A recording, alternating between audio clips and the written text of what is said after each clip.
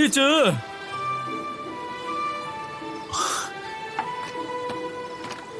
อูอีอูอีเจ้าอยู่นี่ได้ยังไงข้ามารอเจ้าไงล่ะเซียวอูอี รู้ได้ยังไงว่าข้ากลับวันนี้ก็เจ้าบอกว่าจะกลับทางน้ำนับแล้วก็เป็นวันนี้เลยมารอเจ้าศึกที่ทุ่งจิวจ้างเห็นว่าดูเดือดเป็นยังไงบ้างขอข้าดูหน่อยนี่ไม่เป็นไรนี่จะเดินทางร้อนแรงมาคนจะหิวข้าวขนมเผือกทอดมาให้ด้วยนะรีบชิมเร็วเจ้ารู้ใจข้าจริงๆข้ากินอาหารแห้งจนเบื่อแล้วเก็บท้องมาเจี้ยนคำเลยนะ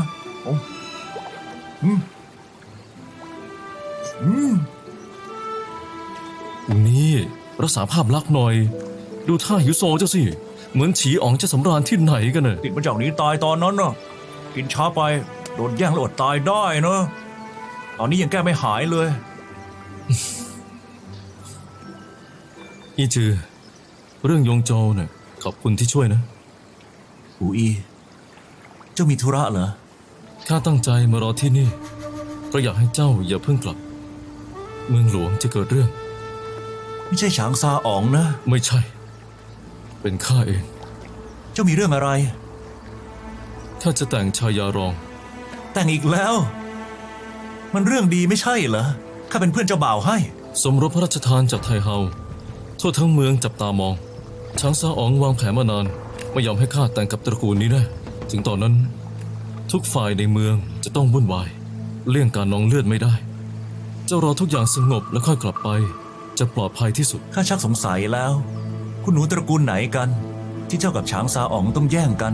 บุตรีราชครูเซี่ยเจียอุ๋ย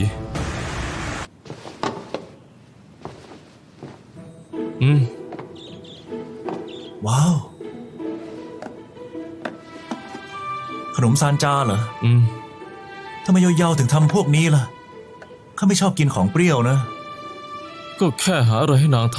ำถ้าไม่กินข้าทิ้งละนี่น้ำใจยาวๆเสียเปล่าไม่ได้มีจดหมายมาด้วย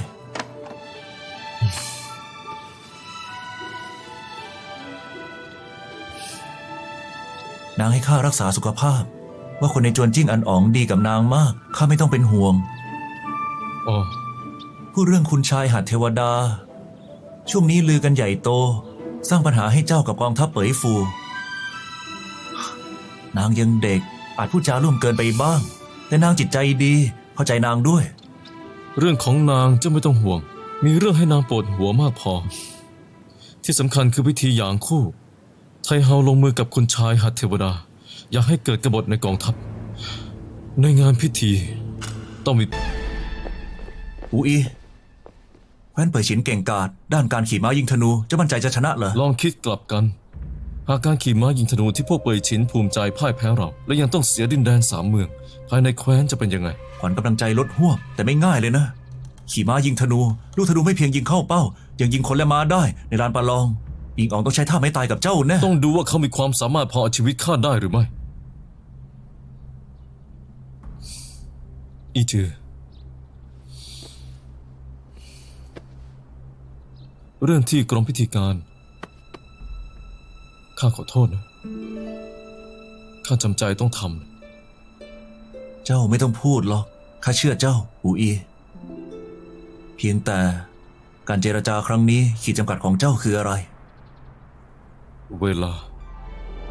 เหรอเงื่อนไขไม่สำคัญแต่การปฏิรูปเป่ยฝูต้องการเวลาสงบสุขอย่างน้อย3 ปีหลังปฏิรูปจะเพิ่มศักยภาพการรบได้ถึง8 ส่วนแค่ให้เวลาการบุกขึ้นเหนือจะต้องชนะแน่ไม่ว่าจะเกิดอะไรขึ้นไม่ว่าอิงอ๋องจะมีลูกไม้อะไรเตรียมเล่นงานข้าต้องทำให้การเจรจาสำเร็จให้ได้อูอีเจ้าทั้งองอาจและมีความมุ่งมั่นต้าเย่เสีย3 เมืองได้แต่จะเสียเจ้าไม่ได้หากเสีย3 เมืองก็เพียงชั่วคราวแต่เสียอูอีคือการเสียชะตาตอนอยู่ในลานประลองจะต้องระวังตัวให้ดีหลี่อี้จือเจ้าประจบสอพลอเก่งตั้งแต่เมื่อไหร่ข้าพูดจากใจทั้งสิ้นข้าอิจฉาเจ้ามากที่สร้างผลงานและชื่อเสียงด้วยมือตัวเอง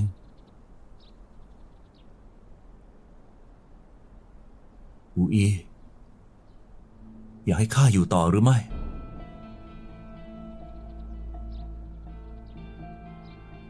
ข้าหลี่อี้จือคู่ควรเป็นรัชทายาทหรือไม่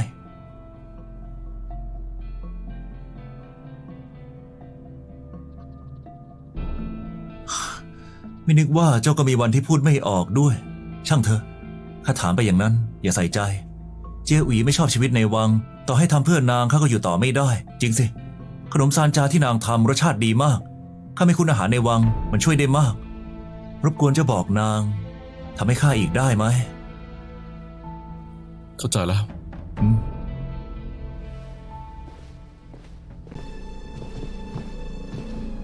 ยินดีด้วยนะ ชนะอย่างยิ่งใหญ่ อาต้าเป็นไงบ้าง ถูกลูกดอกยิงแต่ไม่ถึงชีวิต ผลงานครั้งนี้ฝ่าบาทรับปากให้ย้ายเข้าหน่วยทหารรักษาพระองค์อีกไม่นานก็อยู่ข้างกายข้าแล้ว งั้นก็ดีแล้ว เรื่องคนเลี้ยงสัตว์เหอซีเจ้าวางแผนตั้งแต่เมื่อไหร่ ก่อนกลับเจี้ยนคัง อูอีของพวกเราคำนวณไม่พลาด ตอนนี้อิงอ๋องถูกเจ้าบีบจนต้องมานั่งคุยดีๆแล้ว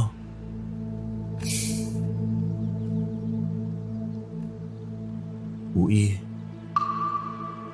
ข้าอยากสู้กับเจ้าสักตั้งข้ามีสิทธิ์หรือไม่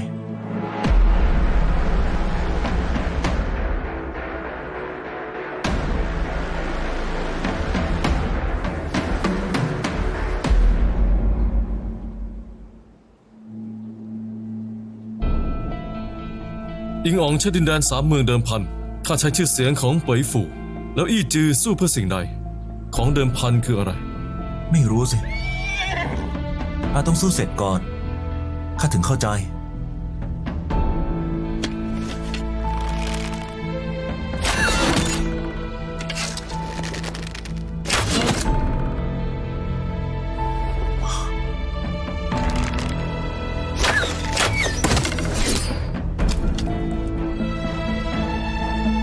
วันนี้ที่ลานประลองข้าเห็นหมดแล้ว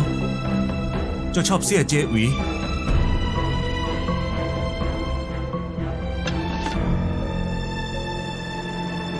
ใช่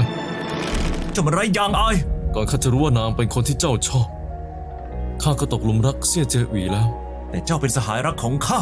ตอนนี้เจ้าก็รู้แล้ว ตอนนี้ข้าเลยไม่ได้ทำอะไร นางยังคงรอไปพร้อมเจ้า เจ้าเองที่ไม่คิดจะไป แล้วจะทำไมล่ะ ดูในวันนี้เดิมพันด้วยเสี่ยเจียอุ๋ย เสี่ยเจียอุ๋ยเป็นคน นางมีความรู้สึกมีชีวิตของตัวเอง นางไม่ควรเสียสละหรือว่าถูกใครบงการ อี้จือ นี่คือสิ่งที่เจ้าบอกข้าเอง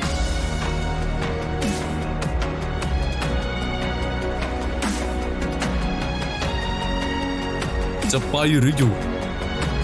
เจ้าตัดสินใจเอง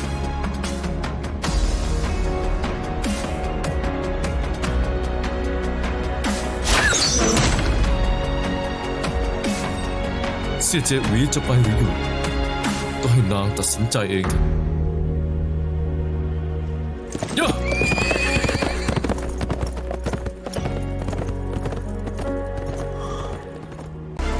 นับจากนี้ไป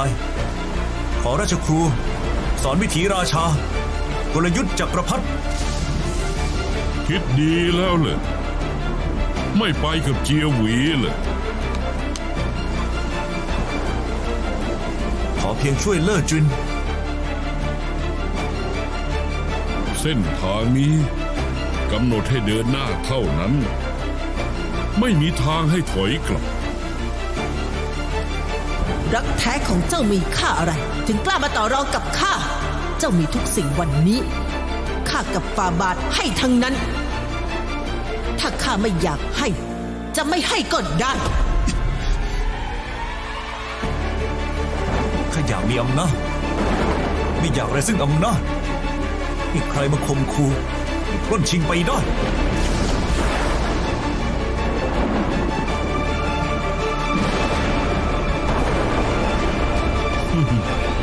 เป้าหมายปฏิรูปเซียวอูอีคืออะไร ท่านกับข้าต่างก็รู้ดี การเจรจาแค่ชั่วคราว อาศัยจังหวะภายในเว่ยฉินกำลังวุ่นวาย หาโอกาสหยุดพักไม่ใช่เหรอ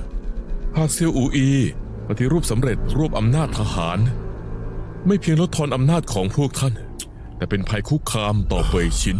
ไม่ว่าจะด้วยเหตุหรือผลพวกเราควรร่วมมือกัน จะให้ข้า ท้ายชาติเลยท่านอิงอ๋องดื่มชาน่ะได้ แต่ความต้องการท่านมากเกินไปแล้ว ท่านก็ให้สิ่งที่ข้าต้องการไม่ได้ ราชครูต้องการสิ่งใด ความจริงของคดี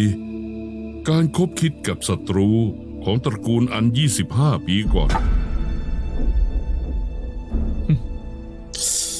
ข้าช่วยท่านไม่ได้หรอก ตอนนั้นข้ายังเด็กอยู่เลย ให้ไทเฮาแห่งเปยฉินมาคุยกับข้า ให้เขาอยู่เมืองหลวง อย่างนั้นเหรอ เป็นอื่นได้เลย ข้าสามารถให้ของขวัญอีกอย่าง แสดงความจริงใจแก่ท่าน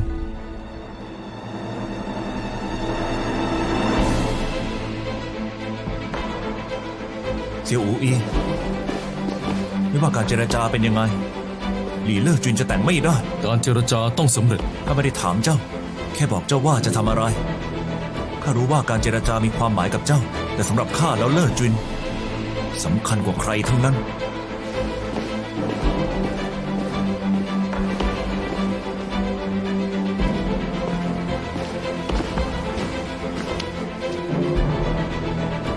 ซื่อจือควรบอกท่านฉีอ่องนะ ว่ากำลังหาทางอยู่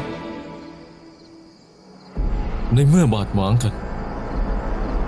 พูดไปก็มาก ไม่คิดว่าวันนี้เจ้าจะเข้าวัง อาเมาเจ้ารู้ว่าข้าหลอกใช้เจ้าลองใจเลิศจินนางเป็นน้องสาวเจ้า ข้าเชื่อว่าเจ้าก็เพิ่งรู้ รู้ว่าเจ้าลำบากใจ ข้าไม่โทษเจ้า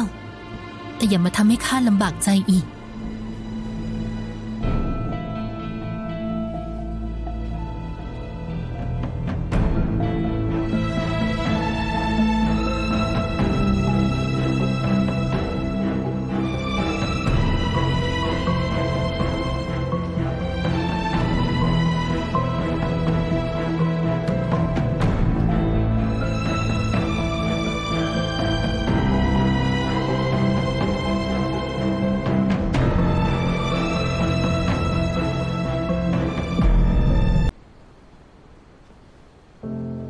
เสี่ยวอูอี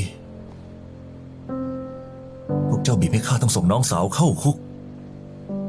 นางฆ่าคนฆ่ามารดาของเสี่ยเจอหวี เจ้ารู้ไหมทำไมนางถึงลงมือ นางทำเพื่อปกป้องข้า ปกป้องเจ้าเลย พวกเจ้ากลัวรัชทายาทปรากฏตัว แต่ว่าเขาตายไปเมื่อ 20 ปีก่อนแล้ว หากไม่ได้วิชาแพทย์ท่านหญิงรักษา อาการป่วยหลีเล่อจวินคงไม่ดีขึ้น นางคงไม่รอดมาถึงตอนนี้ เพราะความสงสัยเล็กน้อย ความกลัวเพียงนิดหน่อยก็ฆ่าผู้มีพระคุณได้ หรือหลีเล่อจวินไม่ทำผิดเลย ในเมื่อลงมือก็ควรรับผลที่ตามมาเจะเป็นผู้สำเร็จราชการควรรู้ว่าสิ่งใดถูกสิ่งใดผิด สิ่งใดไม่ควรล้ำเส้น ถูกผิดงั้นเหรอ เจ้ากล้าพูดไหมว่าที่เจ้าช่วยเสี่ยเจียอุ๋ยไม่ได้หวังอะไร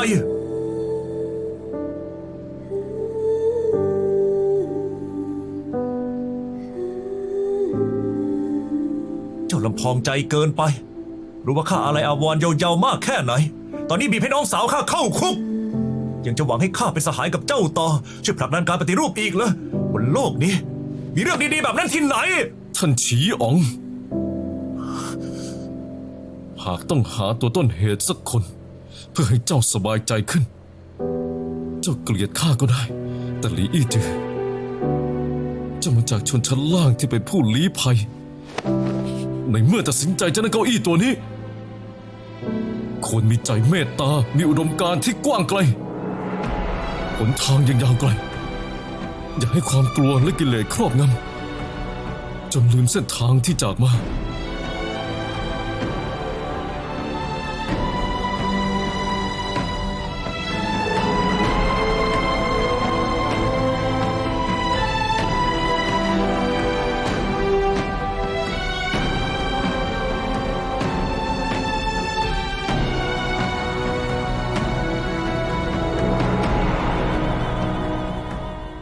ราชทายาทเหวินซี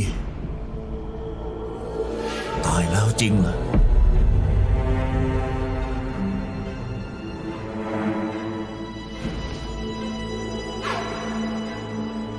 ตายไปแล้ว เขาตายนานแล้ว และไม่มีวันกลับมาอีก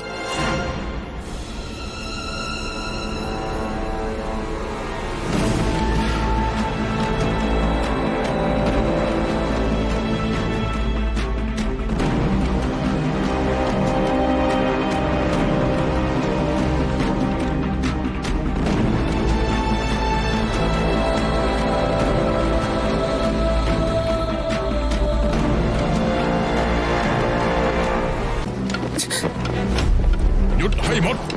ถ้าเข้ามาอีก9 นิ้วนางหนูนี่ตายแนะ เจ้าอี ชุยจุนปล่อยนางไปเสี่ยเจยหวีเป็นแค่ผู้หญิง ไม่ว่าจะเกิดเรื่องอันใด นางไม่เกี่ยวข้อง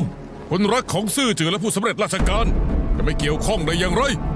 วางอาวุธลงให้หมด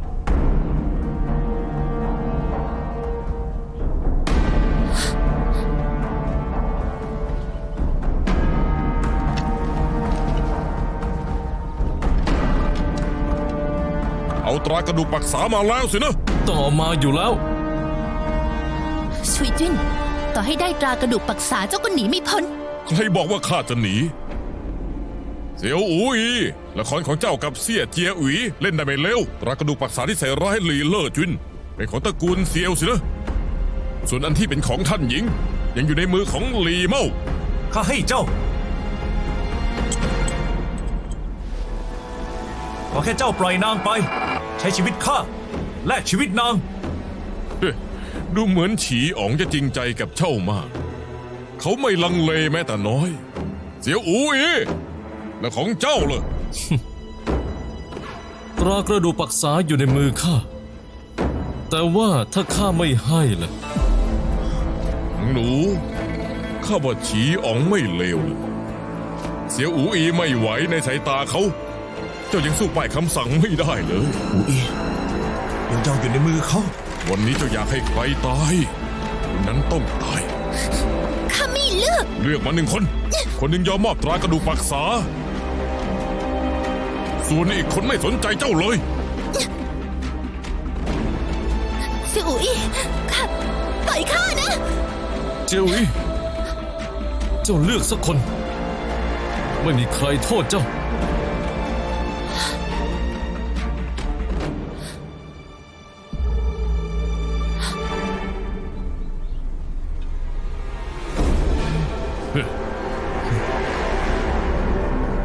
อาสือหน้าฉี จะให้นางลำบากใจทำไม ข้าต้องมอบตรานั่นให้เจ้าอยู่แล้ว เจ้าใช้ตรากระดูกปักษา สร้างความระแวงระหว่างขุนนางกับเจ้านายไม่ใช่เหรอ ในเมื่อเป็นเช่นนี้ เสี่ยวอูอี้หยุดนะ ถ้าจะเลือกแทนเจ้า ถ้าจะเอา ชีวิตฉีอ๋อง ดีเลย เจ้าฆ่าเขาข้าจะปล่อยนางหนูนี่ไปผีอ๋องจะบอกเอง ยินดีใช้ชีวิตตัวแลกชีวิตนาง สมใจเจ้าแล้วนี่ เสี่ยวอูอี้ท่านหยุดนะ เสี่ยวอูฮีถ้าดูเจ้าไม่ผิด เจ้ามันอกตัญญูจริงๆ เสี่ยวอุยนี่คือผู้สำเร็จราชการที่นี่ประตูวัดไทยท่านคิดจะกบฏละ เลิกพูดได้แล้ว ถ้าเซียวอูอีคิดกบฏ ท่านยังจะขึ้นไปสู้ตายกับเขาเหรอ เสี่ยวอุยเอาท่านกล้ายิงธนูมีโทษฐานปลอมพระชนนะ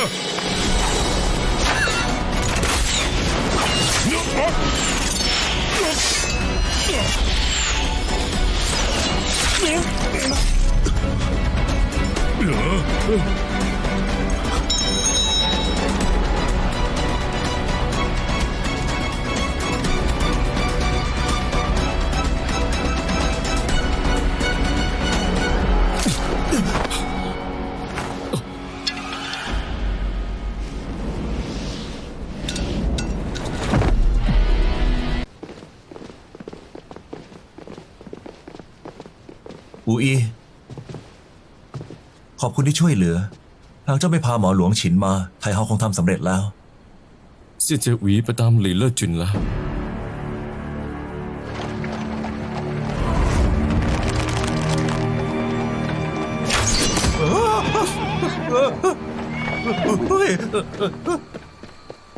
เลิศจิน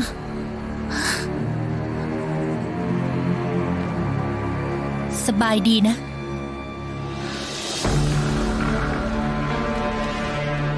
ม เดิมที่ประตูอันไถ่คิดว่าเป็นฝีมือไทเฮาที่แท้เป็นเจ้า หลอกใช้ไทเฮาหลอกใช้ข้าสร้างความวุ่นวายให้เจี้ยนคัง หากกองทัพลาดตระเวนเคลื่อนพลการคุมกันสารต้าหลี่ละหลวมเจ้าจะหาโอกาสสลับตัวกับหลี่เล่อจุนส่งนางออกนอกเมือง แต่ข้าช่วยกำจัดไทเฮายังไม่พออีกเหรอถูกหรือผิดขีดจำกัดชีวิตคนข้าเข้าใจทั้งหมด แต่หลี่เล่อจุนเป็นข้อยกเว้นของข้า ข้าถึงมอบสิทธิ์ในการเลือกให้เซี่ยเจอี เซียวอูอีเจ้าโหดร้ายไปแล้ว ไม่ว่าจะกับข้าหรือเสี่ยเจอุ๋ยคิดว่านางข้าเล่อจุนแล้วจะปล่อยวางได้เหรอไม่เลยมีแต่จะทำให้นางเผชิญหน้ายากขึ้นข้าแอบสลับตัวเล่อจุนนางจะมีชีวิตรอดเสี่ยเจอุ๋ยจะคิดว่านางได้แก้แค้นไม่ใช่การจัดการที่ดีที่สุดแล้ว เจ้าดูถูกนางเกินไป นางไม่ได้ถูกล้มง่ายขนาดนั้น นางสามารถเลือกได้และการเลือกนี้ มีเพียงนางที่ทำ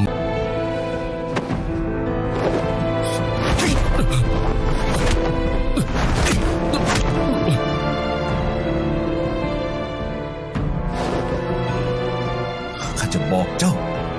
จากนี้ไประหว่างเราไม่ใช่สหาย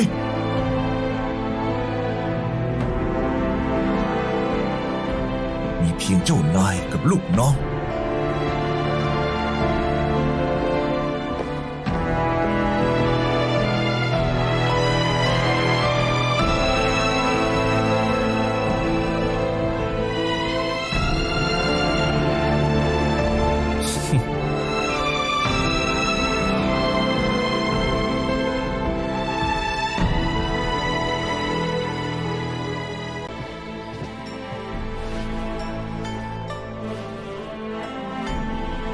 ขอเชิญผู้สำเร็จราชการฉีอ๋อง มอบตราแต่งตั้งชายาซื่อจือจิ้งอันอ๋อง และประกาศราชโองการ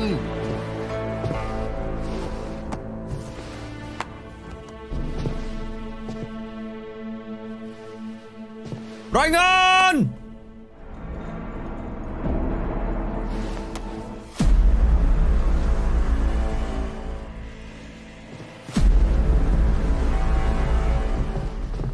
นักโทษเสียวอูอีเซียวหยาวอยู่ที่ใด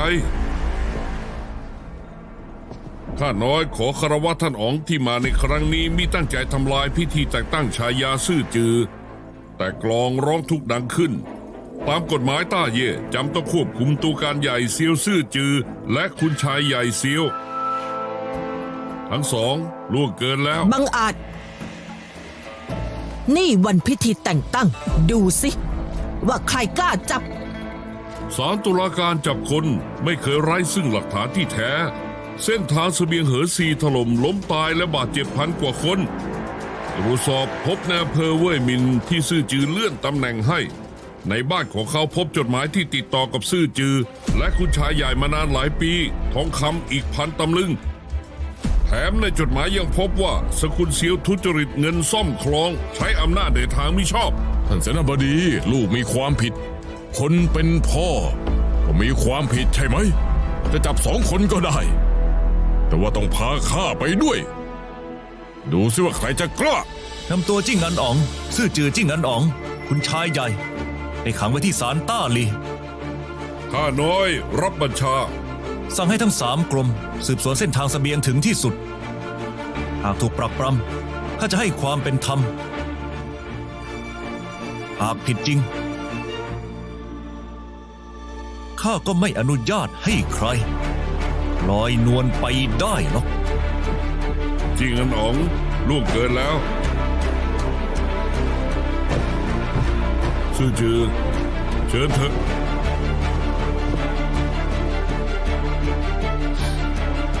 ไม่ต้องห่วง ข้าจะกลับมา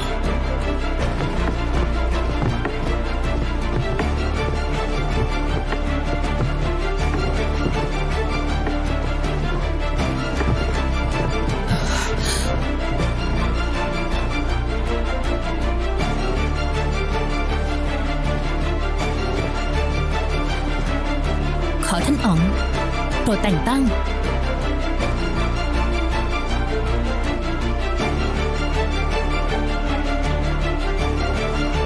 ขอท่านอ๋องดำเนินการ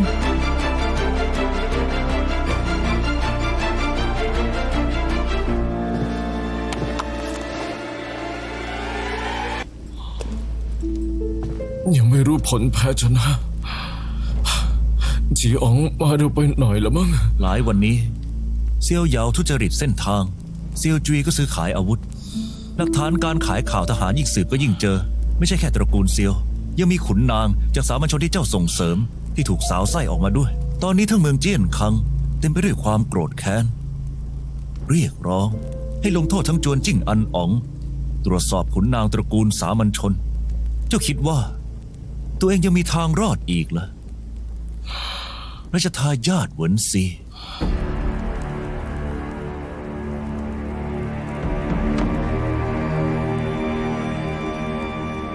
ตั้งแต่ฝ่าบาทคืนตรากระดูกปักษาให้เจ้าข้าก็มั่นใจในตัวตนของเจ้า ตั้งแต่ผู้ตรวจการเส้นทาง จนถึงสมคบคิดศัตรู เหมือนกับที่สองตระกูลอันลู่ล่มสลายในตอนนั้นไม่มีผิด ข้อหาที่ราชครูเซียตั้งให้ตระกูลเซียวทำให้ เขาต้องเปลืองแรงเสียจริง เจ้ารู้ความจริงเบื้องหลังคดีอันลู่จริงด้วย ในเมื่อรู้แล้ว ก็ควรรู้ว่าครั้งนี้ราชครูลงมือเด็ดขาดเสี่ยเจหวีเคลื่อนไหวเร็วมากหาคนที่ปลอมจดหมายและบัญชีเจอแล้วเพียงแต่มือเขาขาดเป็นพยานไม่ได้เห็นแก่ความเป็นสหายในอดีตของเราข้าจะไว้ชีวิตคนทั้งตระกูลเซียวให้ก็ได้ ข้อเสนอของเจ้าข้าไม่มีทางยอมตกลง ทรงเปยฝูกับตากระดูกปักษาและเขียนหนังสือหย่ามาข้าต้องการให้เจ้าบอกเสี่ยเจหวีว่าเจ้าจะหย่ากับนาง จะเป็นไปได้งั้นเหรอ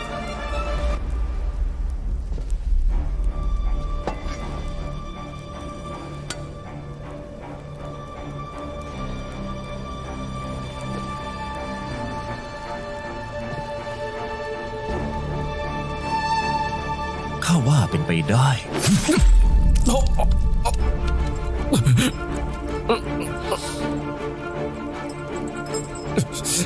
เสี่ยเจอุ๋ยนางเป็นคน ชีวิตของนาง ความรู้สึกของนาง คนให้นางเป็นคนเลือกเอง เจ้าบังคับนางมา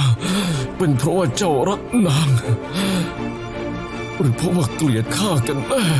นั่นเป็นเพราะตอนแรกเสี่ยเจหวีเลือกผิดเองข้าก็แค่ให้โอกาสนางเลือกมาอีกครั้งเท่านั้น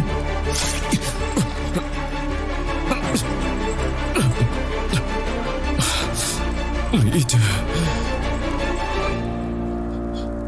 เจ้าไม่ควรลากตระกูลเสี่ยวและตระกูลสามัญชนมาพัวพัน คิดว่าสามัญชนที่เจ้าสนับสนุนล้วนมีความสามารถและคุณธรรมดีทุกคน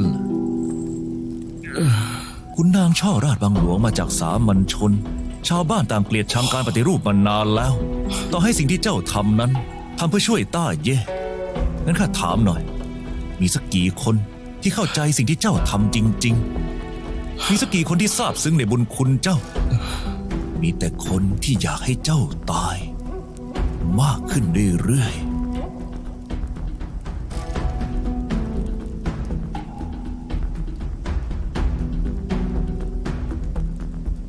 ส่วนเจ้าก็ยังไม่รู้จักพ่อของเจ้าดีพอ เซียวจุยไม่ได้ถูกลากมาพัวพัน เขากับเสด็จแม่ของเจ้า เป็นฆาตกรคดีอายุติธรรมอันลูก เขาเห็นแก่ตัวขี้คร้านเพื่อผลประโยชน์ส่วนตัวทำได้ทุกอย่างไม่รู้ชั่วดี สกุลเซียวล่มสลายหลีกเลี่ยงไม่ได้ หากเจ้าอยากปกป้องเสี่ยเจหวี การหย่าคือหนทางเดียวเท่านั้น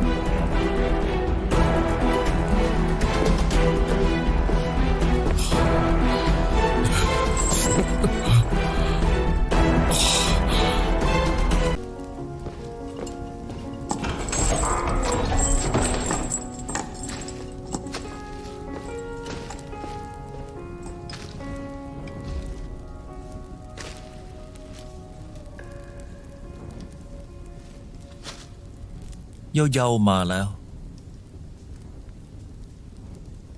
เจ้าเริ่มสงสัยเรื่อง ชาติกำเนิดของข้าตั้งแต่เมื่อไหร่ ตั้งแต่ตอนช้างซาอ๋องก่อกบฏ แล้วเจ้าก็ถูกผลักดันสู่ผู้สำเร็จราชการ ข้านึกว่า เป็นหลังจากที่เล่อจุนกำจัดท่านหญิงซะอีก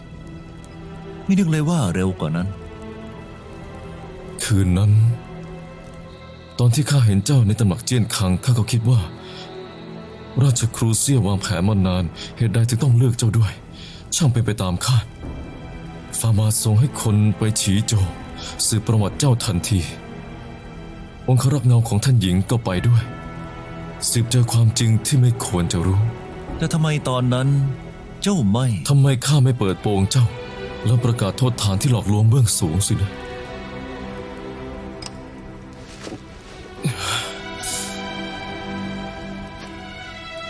เพราะเจ้ากับข้ามีปณิธานเดียวกัน เรื่องที่ข้าทำไม่สำเร็จ เจ้ายังทำแทนข้าได้ ข้าไม่ต้องการคนดีที่ไร้ความสามารถมายืนจุดนั้น ความโลภแล่เหลี่ยมเขาต้องมีทั้งหมดข้าไม่คิดว่าชาติกำเนิดเจ้าจะมีปัญหา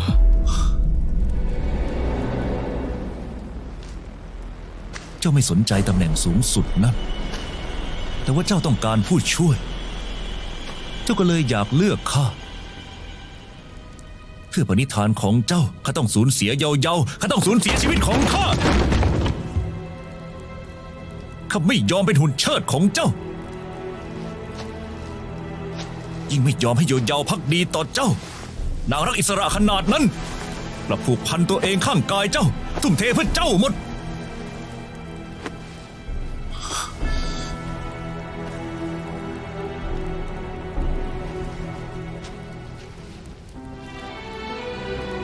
ตระกูลขนนางคิดว่าการเจรจาสงบศึก จะแลกมาซึ่งความเจริญรุ่งเรืองได้ แต่นี่เป็นเพียงความเจริญชั่วคราวแค่ในเมืองเจี้ยนคัง นอกเมืองเจี้ยนคัง ชาวบ้านในแดนเหนือยังอยู่ท่ามกลางภัยสงคราม หากไม่กำจัดเป่ยฉินทวงคืนแผ่นดิน ก็ไม่มีสันติภาพที่แท้จริง อีจือนี่คือสิ่งที่เจ้าบอกกับข้าเองตอนนี้มาเจี้ยนคัง แต่เจ้ากลับลืมมันเสียเอง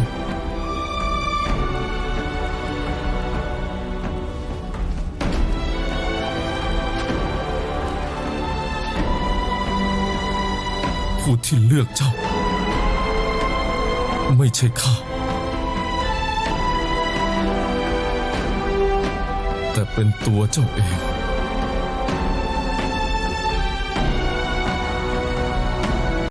รายงาน ข้าขอยินดีกับท่านอ๋องด้วยขอรับ มีเรื่องอะไรน่ายินดี ทูลท่านอ๋องเลือดข้างในสมองของเซียวอูอีเป็นมา3 ปีกลายเป็นโรคเรื้อรัง ท่านอ๋องไม่ต้องห่วง หากเส้นหลมปราณอุดตันทั้งหมดไม่มีทางรอดขอรับ ตามความเห็นของข้าเซียวอูอีไม่น่าจะอยู่พ้นปีนี้ บังอาจข้าพูดตอนไหนว่าเจ้าชีวิตเสียวอูอี เจ้าฟังไว้ หากรักษาเขาไม่หายข้าจะให้ทั้งสำนักแพทย์หลวงตายตามไปด้วย ออกไป ขอรับ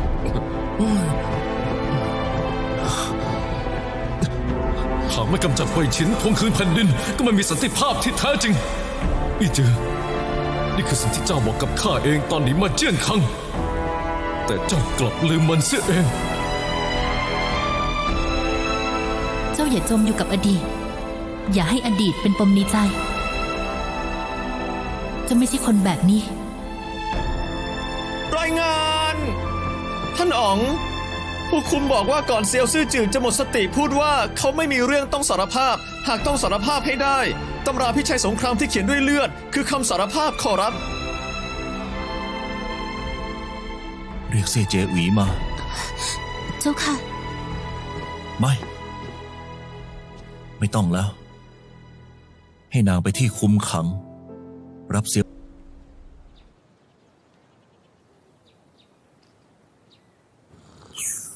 เจ้ารู้ตัวว่ามีชีวิตอีกไม่นาน 5 ปี 10 ปี ไม่พอให้เจ้าบรรลุความฝันอันยิ่งใหญ่ เจ้าจึงรีบร้อนปฏิรูปเป๋ยฟู หลายวันนี้ข้าอ่านตำราพิชัยสงครามที่เจ้าทิ้งไว้ในคุก เจ้ารู้ชาติกำเนิดข้าดีแต่กลับไม่พูดสักคำเพราะเจ้ามั่นใจว่าสุดท้ายข้าต้องเห็นด้วยกับเจ้า และยังมั่นใจว่าข้าจะยกทัพขึ้นเหนือแน่ ใช่ไหม ผ่านไป 20 กว่าปี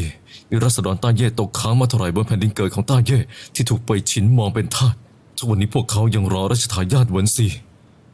แต่ 30 ปี 40 ปีให้หลัง อีจือเจ้าต่างจากราชครู ระกูลขุนนางมัวเมาความสุขสบาย แต่ฉีอ๋องไม่มีวันลืมการล่มสลายของฉีโจว แต่ข้าไม่ใช่มาก ความเป็นความตายและเกียรติยศของข้าจะขึ้นอยู่กับความดีความชั่วในใจเจ้าคนเดียวไม่ได้ จวนจิ้งอันอ๋องและทัพเป๋ยฟู จะต้องถูกควบคุมไว้ คิดพึ่งตระกูลขุนนางเลยเจ้ารู้ดีกว่าข้าตระกูลขุนนางคือหนอนร้ายของต้าเย่อีจือใช้เล่ห์กลคุมคน คนจะใช้เล่ห์กลตอบแทน ไม่สู้ เปลี่ยนวิธีใหม่ดีกว่า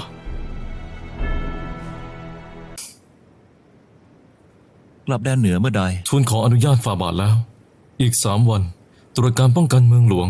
จากนั้นกลับแดนเหนือกองทัพอิงอ๋องเคลื่อนไหวตลอด ต้องกลับไปโดยเร็ว ข้ากำลังคิดว่า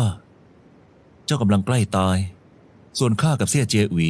ยังอีกยาวไกล อะไรก็เกิดขึ้นได้ ฉะนั้น ไม่จำเป็นต้องรีบร้อน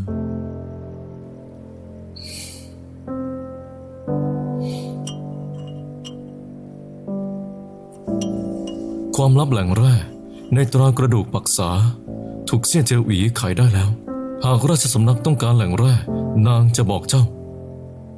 มีเสี่ยเจียวหวีตราคำสั่งนี้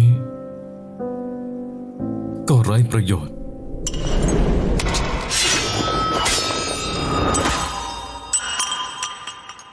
เสี่ยวอูอีมีกระดูกปักษาใต้ล่าสงบ สิ่งที่คนอื่นแย่งชิง เจ้าทำลายอย่างง่ายได้คุมคนด้วยคำสั่งเพื่อแน่ใจว่าเจ้าจะอยู่หรือตาย ไม่มีใครกล้าแต่ต้องเสี่ยเจียอุ๋ยแม้แต่ข้าก็ไม่ได้เจ้าวางแผนรอบคอบเช่นนี้ สละทุกสิ่ง ช่วงสุดท้ายของชีวิตกลับเลือกทิ้งนางไปรบเสี่ยวอูอีสำหรับเจ้าแล้ว สิ่งที่สำคัญคืออะไรกันแน่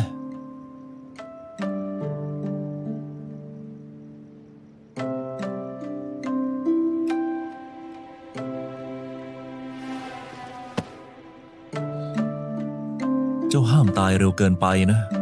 ข้าต้องชนะเจ้าสักครั้งแนะ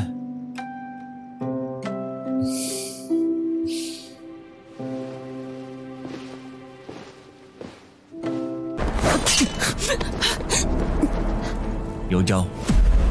ได้เวลากลับบ้านแล้ว เจ้าเดาออกว่าข้าจะมาเหรอ ยังเดาออกว่าเจ้าใช้เสี่ยวอูอีเบี่ยงเบนความสนใจ ทำไม นี่กลัวข้าจับเขาเหรอ เจ้าจับเขาไม่ได้หรอก ใช่ ข้าจับเขาไม่ได้ ยังปล่อยเขาหนีอีก แต่ว่าข้าเดาออกว่าเจ้าจะชิงตัวนักโทษ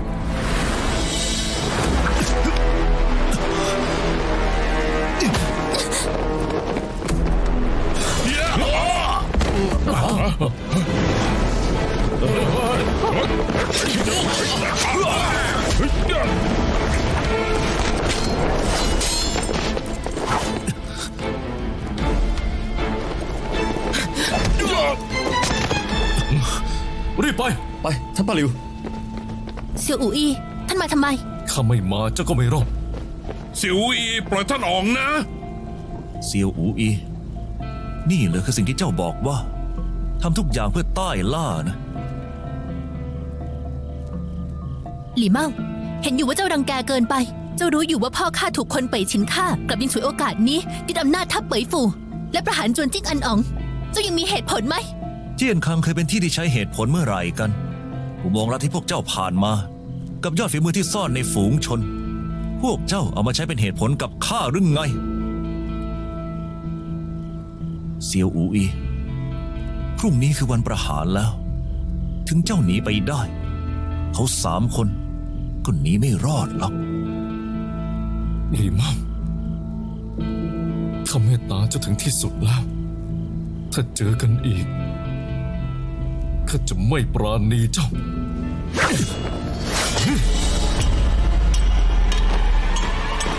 ท่านอ๋อง ไม่ต้องตามแล้ว มีคนจวนจิ้งอันอ๋องอยู่ในมือ เขาต้องกลับมาติดกับเอง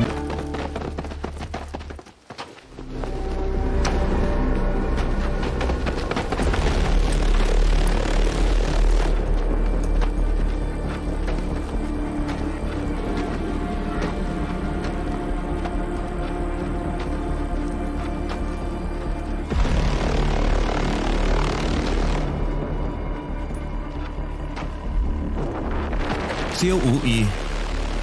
เหตุการณ์ตรงหน้าเจ้าตอนนี้ เจ้าเรียกว่าอุทิศตนเพื่อชาติบ้านเมืองเหรอที่งันอ๋องเซียวจุยใส่ร้ายขุนนางพักดีสร้างคดีเท็จขึ้นกระทบชะตาเมืองต้าเย่เมืองหลวงล่มสลาย ผู้ที่มีจิตใจเช่นนี้มีความผิดสมควรตาย วันนี้เจ้าทำเรื่องอุกอาจฆ่าทหารรักษาพระองค์ชิงตัวนักโทษ เห็นกฎหมายเป็นอะไร เห็นความยุติธรรมเป็นสิ่งใด สวรรค์มีตากฎหมายไม่ให้อภัย วันนี้หากไม่จัดการคนจวนจิ้งอันอ๋องให้รับโทษ คนทั้งแผ่นดินจะยอมรับได้ยังไง จะพดุงกฎหมายบ้านเมืองได้ยังไง ลีเมาสิ่งที่เจ้าต้องการ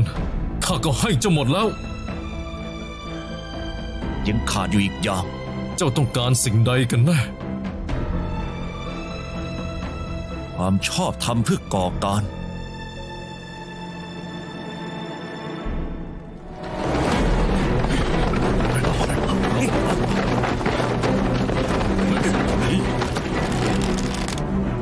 ข้าจะให้โอกาสครั้งสุดท้าย ปล่อยครอบครัวของข้า ข้าคือผู้สำเร็จราชการ พวกเจ้าจะก่อกบฏเหรอ ฝ่าบาททรงมีราชโองการ เราปกครองทั่วล่าเพื่อแสดงคุณธรรม คดีเท็จอันลู่ความจริงปรากฏแล้ว จิ้งอันอ๋องเซียวจะวีจิตใจชั่วร้ายใส่ร้ายขุนนางพักดี วันนี้ตระกูลเซียวได้รับโทษทันแล้ว มีรับสั่งให้เซียวอูอีวางอาวุธและยอมรับผิดทันที อย่าทำให้เราผิดหวัง อย่าทำให้รัษฎรต้องเดือดร้อนจากสงครามอีก ทหารม้าดำเป๋ยฟูยังไม่รีบจับกุมตัวนักโทษเซียวอูอีอีก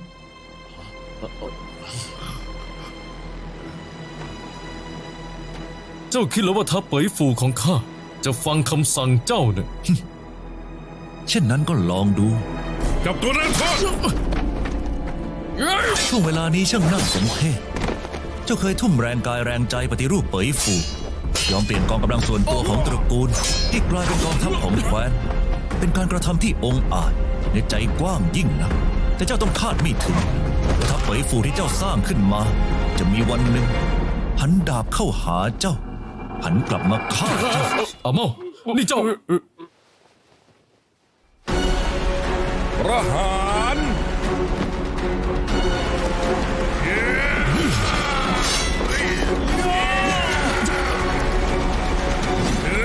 ท่านพี่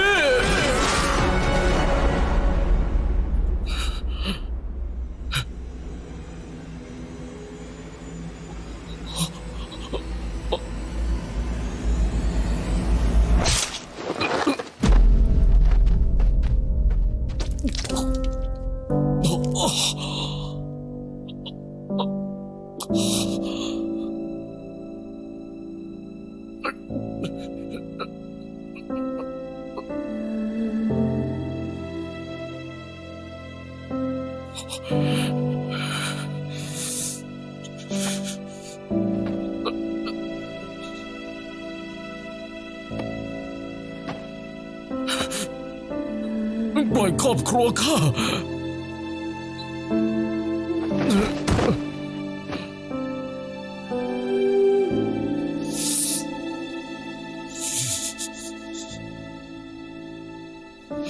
ข้า